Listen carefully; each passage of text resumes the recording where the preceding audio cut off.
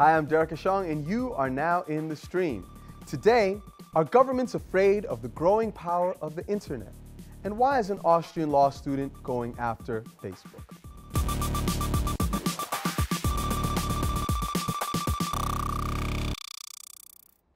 Our digital producer, Ahmed Shahab-Aldin, is here looking out for your live feedback. Joining him on the couch today is Latoya Peterson, editor of racialicious.com, a blog that explores the intersection of race and culture. Great to have you with us, Latoya. Great to be back as always. Absolutely. Tell us a little bit about what you're covering right now at Racialicious. Almost to the detriment of everything else, we've been talking a lot about Occupy Wall Street and the various movements, particularly now after the stronghold was kind of shaken in New York and what's been going on with the different arrests that are happening around the country. Yeah, well, I think it's fascinating because so many places people have been, prevented from camping out, but it's really ironic given the holiday weekend and all the hullabaloo around Black Friday that people were allowed to camp out on streets as long as they were planning to shop. Well, see, that's in service of commerce, whereas this is in service of democracy. So these are very different goals that I think people are trying to protect. Interesting. Well, we're going to be talking a little bit about commerce and democracy today, so I'm really glad that you're with us, and you as well, Ahmed. Of course, this show is all about you, our online community, so if you've got a story that you want us to cover, share it with us on our Facebook page. Hello, I'm Salman Arbabi. I'm from the show Piracy, and I am in the stream. Has the internet revolutionized revolutions? Many would say yes. Look at how social media has been fueling the Arab Spring or the global Occupy movements. As the internet's clout grows, so do attempts to muzzle it. One proposed U.S. law in particular, the Stop Online Piracy Act, is causing concerns around the world. One activist in England actually tweeted us her video blog urging global citizens to help stop SOPA. Let's take a look at what she had to say. Welcome to The Artful Show, and today we're going to be talking about a really important issue, and that is internet censorship. If you haven't heard already, there is a bill trying to pass in America where the US government can have complete rights over censoring certain websites on the internet. Where basically, if you have a video on YouTube with any kind of copyrighted content, you can go to prison for 5 years. And that's 5 years per video. That's 5 years per post, per anything. Websites like Tumblr would completely go, Facebook would have to be censored, Twitter would have to be censored, Reddit would have to be censored, 4chan would have to be censored. Say goodbye to any channels like Machinima or GameSpot. Anything that even remotely has video game footage, which in fact actually helps the industry, would be completely censored just at will. This is an extremely important issue, and I know that I'm not American, but this needs to be spread around. People need to know about this, because if it happens in the United States, then it'll damn sure happen in the United Kingdom. Well, it could also be happening around the world. The question here then is, should the internet be legislated? Joining us now via Skype is Rebecca McKinnon, co-founder of Global Voices Online. She's also written the forthcoming book, Consent of the Network, The Worldwide Struggle for Internet Freedom. Rebecca, welcome to the stream. Thank you. Okay, so talk to us a little bit about this issue of SOPA. I mean, a lot of people have raised the issue of sites distributing malware, the issue of people trading in confiscated goods. We see that the Justice Department in the United States has actually shut down 150 websites today, allegedly for trading in counterfeit documents. We also have concerns about piracy. Shouldn't the government have an interest in protecting citizens?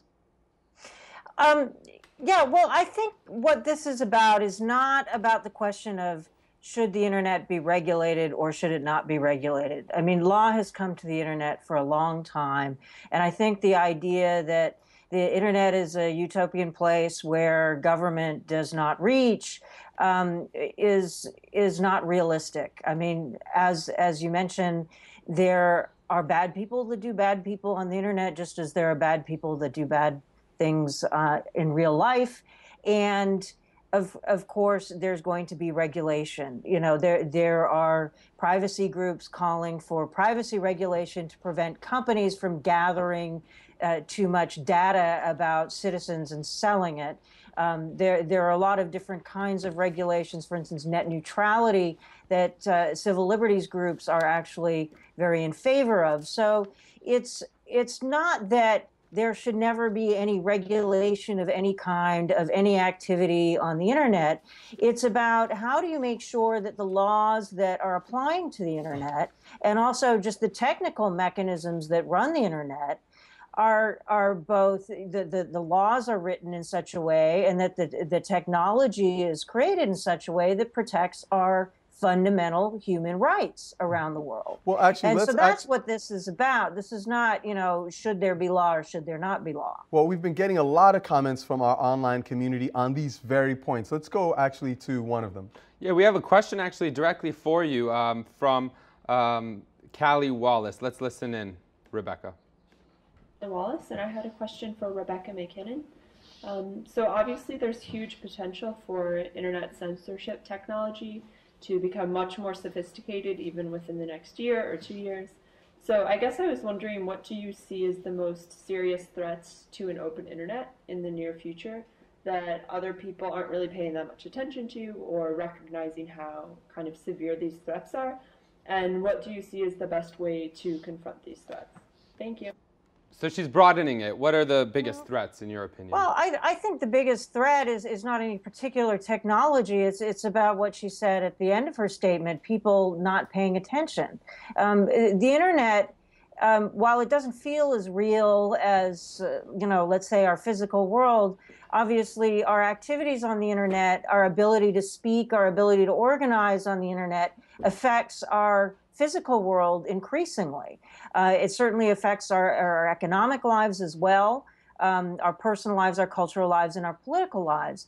And so I think what the problem is that with a lot of, when it either comes to technology that's being developed to control online speech, or when it comes to laws that are being developed, I think the general internet using public isn't paying a lot of attention. And so what happens is that very specific groups that have specific political interests or economic interests in different countries kind of both hijack legislation and hijack technology for their purposes. Okay, and I actually unless want to the get, general public, but let me just finish, unless the general public, I think the internet using public at large starts paying more attention and really holding both companies and legislators accountable from a human rights perspective, we're going to see more and more of this. So let's jump in actually to you, Latoya, on this, because we're getting some really interesting tweets. There was one that was just up a moment ago from the Otherisman,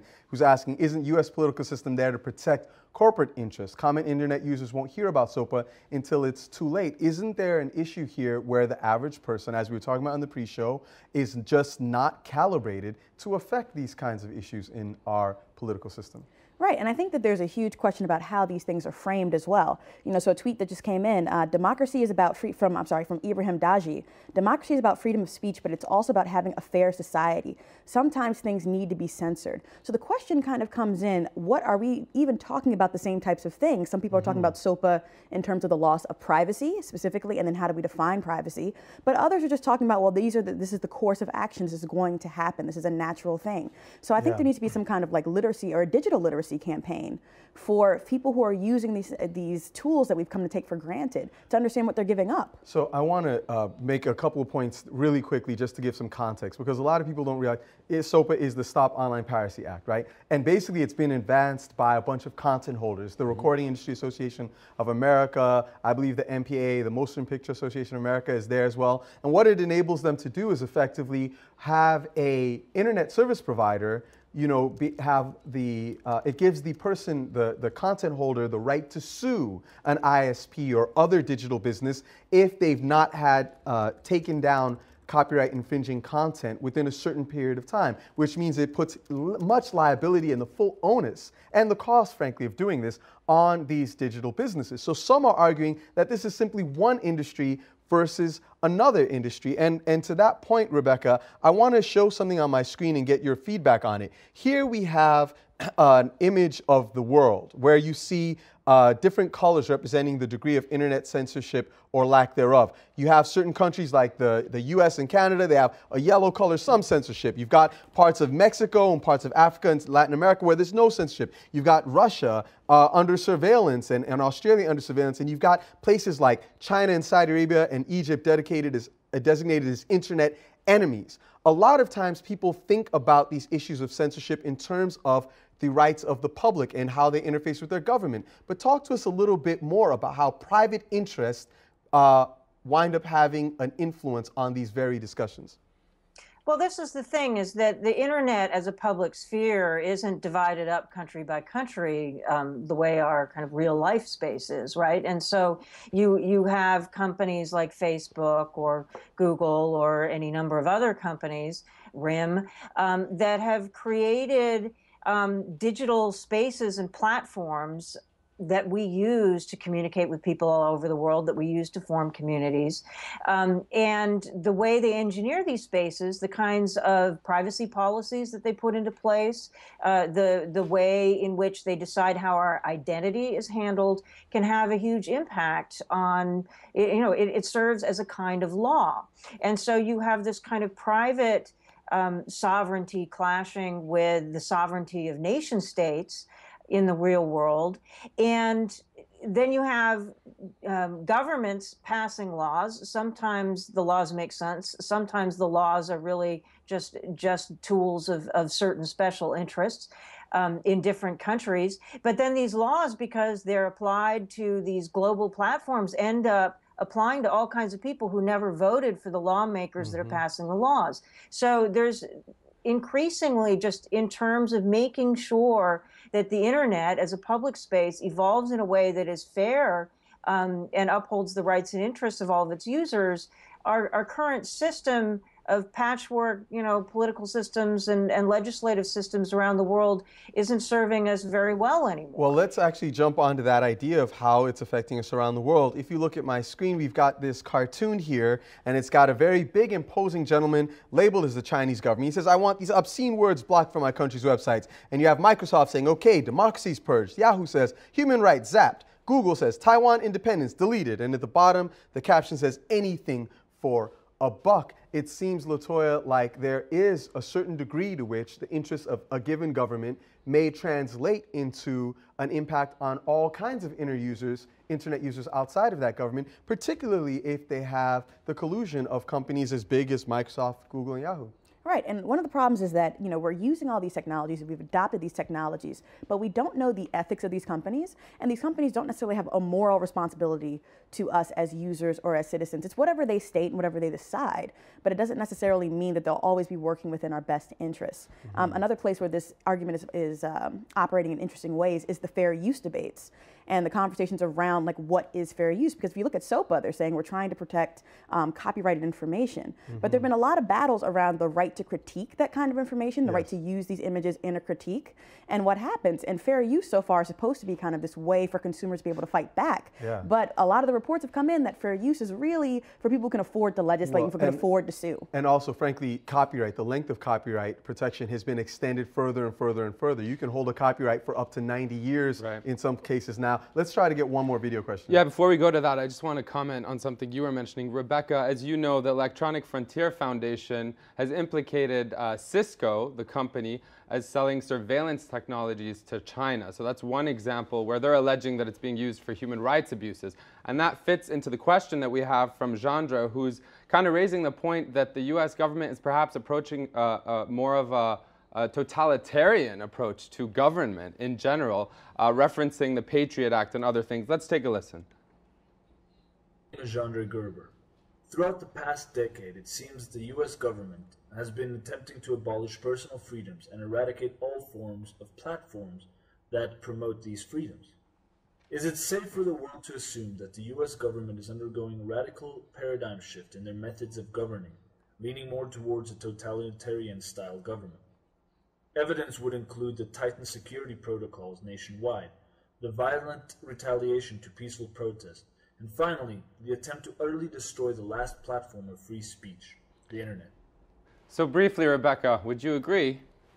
Well, I think we have a huge fight going on. I don't think the fight is lost. I think there are a lot of people in the United States who are fighting very hard to reverse some very troubling trends. And certainly since 9/11 with the Patriot Act and a number of other laws, it's certainly, there are a lot of very troubling trends. But the good news is people are fighting. I think people are starting to wake up. But it's, I think, going to be necessary for a lot more people to speak up and people around the world to make it clear to Americans that they're being affected by the laws and technologies emanating from here. Rebecca, thank you so much for your feedback on this important issue. We appreciate you being with us. Thank you.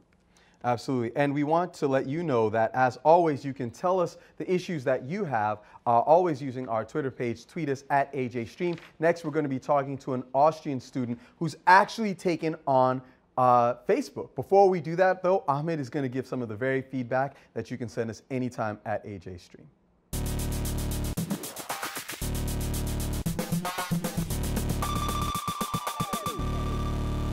Thanks, Derek. Well, on Sunday, Morocco's moderate Islamist Party of Justice and Development won a resounding victory in the country's first election since constitutional reforms in July. Now, although the party won 107 of the 295 seats up for grabs in the nationwide vote, it seems some in Morocco are not ready to accept the results. Now, the youth-based pro-democracy movement, known as February 20th, have taken to the streets in thousands to protest the results of the election. Now, this is one of many videos that was uploaded to YouTube where you can see protesters chanting in many cities in Morocco, "Ash-sha'b yurid isqat al-mukhzin," which translates to "the people want the fall of the mukhzin," or demand rather. Now, the mukhzin is the oligarchy centered around the king in Morocco that's made up of businessmen, landowners, and military bosses who are seen to have special privileges and influence over government. Now, the new constitutional reforms will force King Mohammed VI to choose a prime minister from the winning Justice and Development Party rather than appointing whomever he pleases. But the February 20th movement still criticizes the new constitution for leaving the king with many crucial veto powers over the government. And some have also taken to Twitter to highlight what they're calling a media blackout. Global Voices Online's Hisham Al-Mirat says right here, Al Jazeera is being prevented from filming today's February 20th demonstration in Casablanca. And we also had many similar tweets referencing Tangier and other cities. We also have Mahjoub Feriyat, who tweeted this graphic that documents the downturn in voter turnout in the past few decades. You see in 1984, it reached the peak at 87%, and this year it's at 45%. Now, also, according to state figures, 20% of the votes were blank or canceled in this election. Now, remember to keep sending us your feedback and stories on Facebook and Twitter, and perhaps your stories could end up right here in the stream.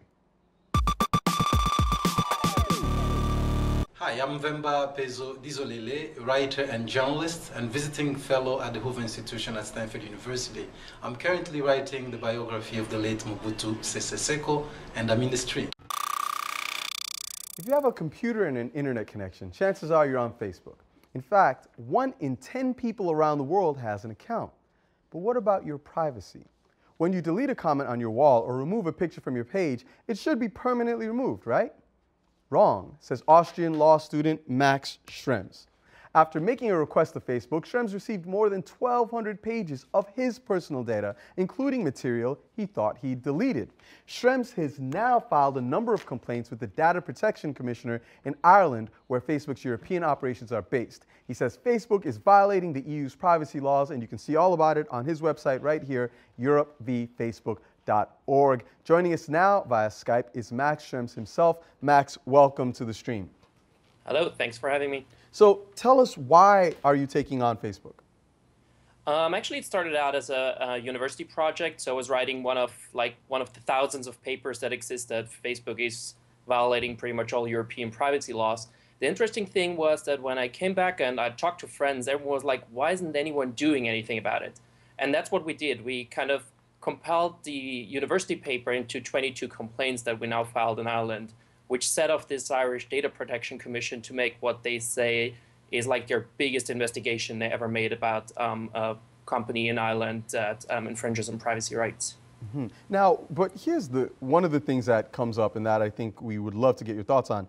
I mean, we all know that once you post something online, there's a good chance that it can live there forever. You have very limited control over it. So is it unrealistic to believe that once you've posted something, you can realistically ever delete it?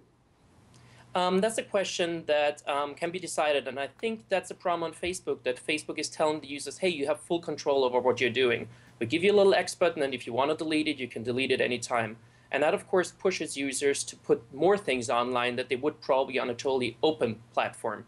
And that is the thing that upset us a whole lot, because they are telling the users you have all these options and you can remove all the content whenever you want to. But in fact, they're not really doing it in the background.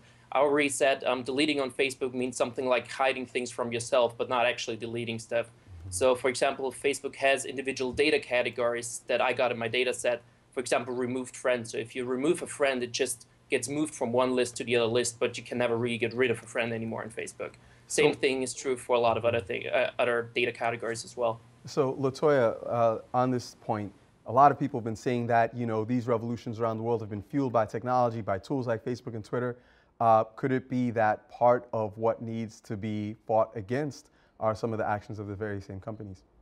Very much so. I mean, it's one of those things where we're taking the good with the bad. Facebook has done a number of things, including kind of getting rid of the whole idea of college reunions. And it's changed the world in many different ways. But at the same time, it doesn't mean that these companies are fully benevolent. And it doesn't mean that they shouldn't be watched and we shouldn't start really questioning what they're doing with privacy. You know, so Max has this fabulous photo of all of the papers that you requested, right? Like 1,200 or something documents that were up, like this stack.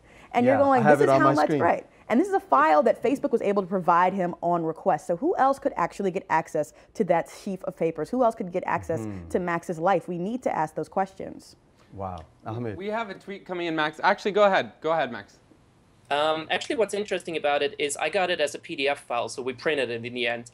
And it's so easy to find so detailed information about me in that file. So it's a PDF, so you can just type in something in the search box, and you can type in things like sex, being sick, demonstrations, or votes or something. And you can automatically really see friends of mine that are gay. You can find out like really bad psychological health problems of friends of mine. So all that is really there. And from a European perspective, it's kind of a shame that all that is in the US, because we all know the Patriot Act and all these new regulations that happened after 9/11.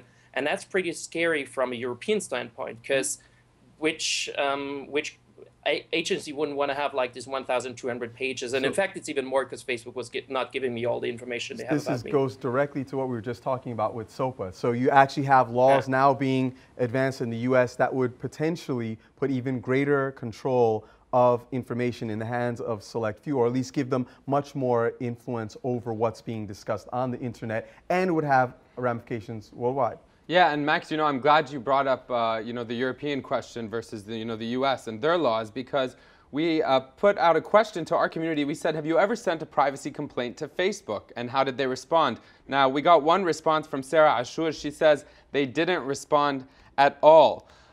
So, you know, one might wonder how you got them to respond, but also, what do you make of the fact that Facebook has agreed in Germany to stop keeping records of users' IP addresses, but in other European countries, part of the EU, it continues?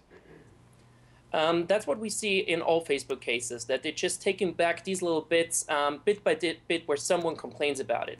And if you look at the European side, a lot of Europeans are like having this American-European fight on it, saying, oh, bad American company, and we're the nice Europeans. The problem is we do have nice laws in Europe, but we don't enforce them at all.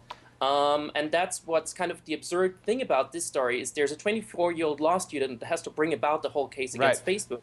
And actually, it should be some authorities doing that. Max, so, just very quickly, we were talking about the connection to SOPA, and we got a tweet in from Sleepless in VA saying, SOPA will not work because, like Occupy Wall Street, people will just occupy YouTube and flood the network with pirated content. But actually, let me jump in on that, because the thing that's insidious about SOPA is people could do that, and if there was a company, they would still have to. Well, what would happen is that company, and there was a $1 billion lawsuit against YouTube by a very large American media company, that the people could do their job and get rid of YouTube for that company. So things are getting quite complicated. Max, thank you so much for being with us. We really appreciate your participation. And thank you, Latoya. This is a fascinating conversation. Max, stay with us, because we're going to come back to you a little bit in the post show to continue this conversation. Thank you, Ahmed, as well, for getting our audience involved.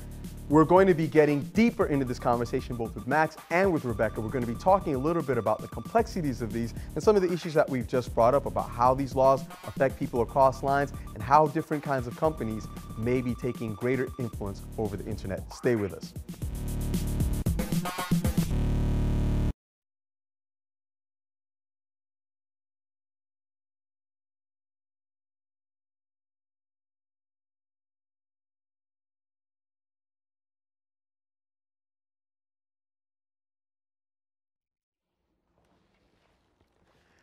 Hi, welcome back to the Post Show. We're going to continue this conversation about internet and censorship. You just mentioned, Latoya, that you had a quote you wanted to share. Right. So Dana Boyd, who's this great internet theorist, and she does a lot on terms of teenagers and privacy, did this debate for the Wall Street Journal with some other experts. And she notes about, how we talk about privacy in general. And she writes, privacy is not simply the control of information.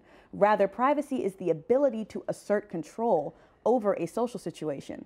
And I thought that was fascinating in terms of being able to upload things and delete things. If we're using Dana's, her description of it, it's not just the fact that we upload things and then give the company the right to do things with it. We should also have the right to delete things at will and to take them off and have them be permanently deleted, as Max was discussing. But at the same time, people seem very willing to just kind of, let those rights just float away. Yeah, well, so let's get Max and Rebecca back into this conversation. Rebecca, I want to pose this question to you because we did ask it to Max. I mean, is it realistic to believe that any piece of content that you create in a digital world can ever truly be destroyed? Well, it is pretty difficult given that, people will have copies on their computers, and if you post something that you later decide you want to delete, somebody else may have taken a screenshot of it or saved it somewhere, or printed it somewhere, and so on. So yeah, it is pretty difficult, but certainly I think when companies are setting up services, thinking about how they can maximize the amount of control that users have over their own content, and being transparent and open about what they're doing and why and how, and being again sort of engaging with their users about their policies, I think would help a great deal. So Max, to that same point, what do you think that Facebook should do in order to satisfy your complaint? Altogether, there are 22 complaints, so it's kind of hard to get through it, but you can sum it up into So you need them to do a lot of stuff, basically. Yeah. They all have a lot of work with that. But it's pretty much two things. One thing is transparency. So a user should actually know what they're doing with your information. And I'm a law student. I did a lot of privacy law, and I read through all of that for month and month and month. I can still not tell you what Facebook is doing with my data. I cannot even tell you what they're actually gathering about me. And the second thing besides transparency is user control. So the user should actually decide in the end what's online, what's offline. If you brought, for example, the idea of posting a picture and can you ever get it back, in IP law, you have a copyright in the picture, you can always get it back offline, and you can sue people if you want to. And also, like in German and Austrian privacy law, you can take back your consent anytime. And that's a problem in the Irish data protection law, that a lot of these things are not as tight as in the continental European privacy law. So that's one of the problems we have in Ireland right now. But I do see that case could turn out good in both ways. Either way, one side could be that Facebook is now sticking to more laws anyways, and the other option is that the Irish enforcement is not working too well, and they're not going to change a whole lot. In the second case, this might mean that the European legislation is going to be way tighter than it is right now. Because that's what they're looking at right now is Facebook for privacy reasons. So Max, we have a lot of people online who seem to think that this conversation is giving them reason to quit Facebook. Len Guarez tweeted in saying, every day more reasons to quit Facebook appear. I'm assuming you're still using Facebook? Yes, I am. And the reason for that is actually that I think social media is a cool thing. I don't want to be one of these privacy people that's just against any new technology. And the problem is that we have a monopoly on social media, and that is Facebook pretty much. The reason for that is mainly because it's a closed platform, so wherever the more people are, the more are joining, and it becomes like one giant black hole where everyone ends up in the end. And the thing is that... But don't you think that that's perhaps the reason then that, Facebook doesn't necessarily have to respond because they know they have such a monopoly on the market, or they know that someone like yourself who has serious issues with this, presumably, will still use the product or the service? Yeah, that's a problem we are facing, and like our answer to that was not quitting, but like making the move and stick to the laws we actually have. I compared it sometimes, if there would be just one email provider worldwide, the solution is not that we all send postcards again. The solution is make them, really stick to the laws, right? So quitting is kind of like cutting back on your own freedoms, and Facebook is not like the only social media platform. They didn't invent it. It's just the one that's left over in the end. So I do think in a democratic society, we do have to make them serve the people and not just serve their own interest. You know, Rebecca, we started out the segment about internet censorship with the question of whether or not social media and the internet is revolutionizing revolutions themselves. Is there something even more meta happening perhaps here, where there is a revolution in people's recognition of the kind of rights they may need to protect? Sure, I think that's absolutely true. I think it's kind of like, you know, back 800 years ago when the barons of England realized that the divine right of kings wasn't working for them so well, and it was time to demand that even the king, even the sovereign, had to adhere to some basic rules. And then over time, that kind of deepened and turned into consent of the governed, that even commoners needed to be able to give their consent to the person who's governing them, otherwise they're illegitimate. And I think we're at a very, very early stage right now of people recognizing that these digital sovereigns, it's a new kind of sovereignty. And we have not yet figured out how to hold them accountable to the public interest and make sure that our rights are protected on the one hand, but also still enabling these platforms to do the innovative things that they do. Because I'm on Facebook too, for similar reasons. It's really useful to me for a long list of reasons, but I also get very angry at them. Right. My solution, like Max's, is to engage and to try and find ways to hold these new sovereigns more accountable. Rebecca, because you mentioned Facebook and we're talking about Facebook, we also here at the stream use Facebook, and we got a comment via Facebook that I frankly have to read because it's quite timely and I want to see if you agree with it. Kapako Saidu saying, "Internet is the only avenue or forum for real exercise of human rights on freedom of speech, conscience, association, thought." He goes on to say, as we witnessed recently, the internet is the most powerful instrument of checking the excess of modern tyrants and dictators. In fact, it guarantees real democracy. It is the universal heritage of mankind across political boundaries. And he says, to censor it will create more harm than good. Censorship will lead to creation of another network. You cannot stop the current trend. I think he's referencing the Arab uprisings in there.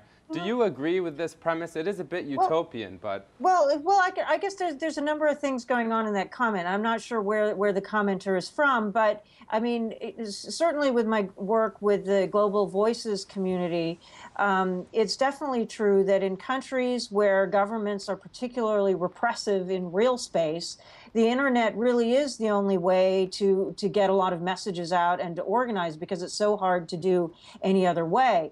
And so the internet becomes all the more important, which is why it's so important that people in the developed world, in the democratic West, be careful about perhaps some of the unintended consequences that might ensue when they are trying to pursue their own interests of copyright or, you know, whatever, anti-terror, whatever it is.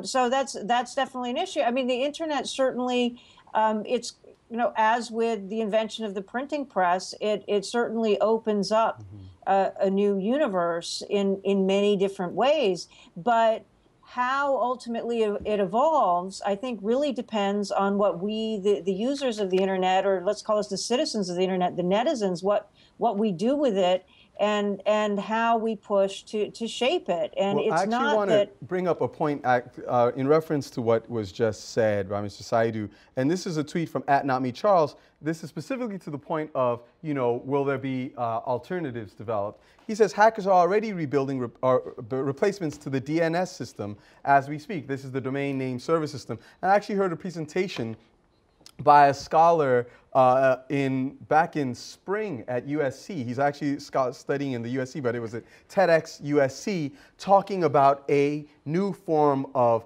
sort of peer-to-peer network that could replace the internet that they've been building. So there are a lot of these kinds of ideas floating around. However, to your point, Rebecca, about this issue of people in the West needing to be more responsible about the kind of solutions they want to pursue, I just want to note that we have on this map that we showed earlier, virtually every Western nation has some kind of censorship, including major countries like France and Germany and Sweden and the United States, Canada, paragons of democracy. Apparently Mexico has no censorship, but they've got other issues to deal with. Maybe they'll get to it later. One of the things that I want to bring up is you see here, China is listed as an enemy of the internet, according to this site, which is run by Reporters Without Borders. However, China has the most internet users on the planet. Right. So is it not possible that, in fact, the changes that happen to our concept of the internet will not come from the West, but they'll come from where the users are, namely China?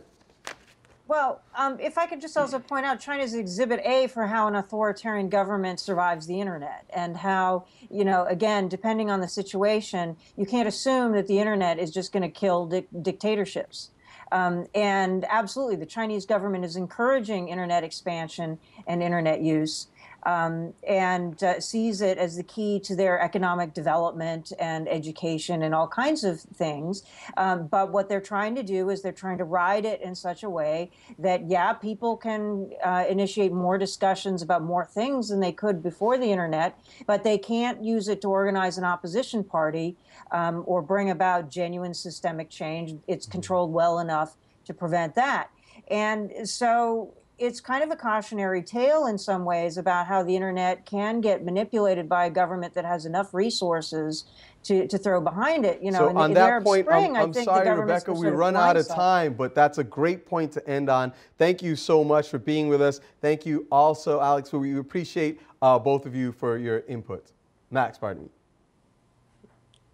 Thank you both. And I think, Ahmed, you've got some final words. Yeah, I was just going to say, Rebecca mentioned China. Well, here at the stream, we follow many stories each day, and one of the stories we're following today is about China's Premier Wen Jiabao is pledging to solve the problem of overcrowded buses, which you can see right here in this YouTube video. Apparently, he says he's going to solve it within the next month. There's unsafe transport conditions that are being documented on China's Twitter service, Sina Weibo, after an accident killed 19 of 62 children that were crammed, you know, much like these children, onto a bus that usually only seats 9 people. So, you know, he seems to think he's going to solve that in a month. And so we'll be following that story. Okay. We also saw the story of British Muslim students who have been basically skipping out of lectures citing religious reasons because they don't want to be partake in lectures that involve Darwinism or the theory of evolution. Now, this is at the University College of London. And professors, as you might imagine, are quite concerned at the fact that people are skipping lectures and citing religious reasons. And the last story is actually a lovely story about a love story between 2 users on Twitter who were interested in the Arab uprisings and started to chat and eventually got engaged and married, and they were live tweeting their marriage just over the weekend. They had yet to meet before they got engaged. So to everybody, I guess, who says that, you know, social media doesn't connect people, this is one example of it really connecting people. That is so funny. I think I'm following one of those people. I That's like so random. Yes. Anyway, we'll go figure. Yeah, I just was going to say, if you want to follow these stories, you can always go to stream.aljazeera.com/leads, and you can vote them up and down and share them with your friends as well. And just on that tip of mentioning the Darwinian issue, I saw an amazing show in New York while I was away called The Rap Guide to Evolution. I've got it here on my screen. This Canadian MC called Baba Brinkman is doing this thing in New York where he literally uses hip hop to rap to people about why evolution matters and why we should pay attention to science. Latoya, I think it gets no cooler than Darwin. Anyway, thank you both. It's been great having you here, Latoya, and thank you, Ahmed, for everything. It's great being back with you all. Remember, you can continue the conversation with us on Twitter anytime using the hashtag AJStream. As always, we'll see you online.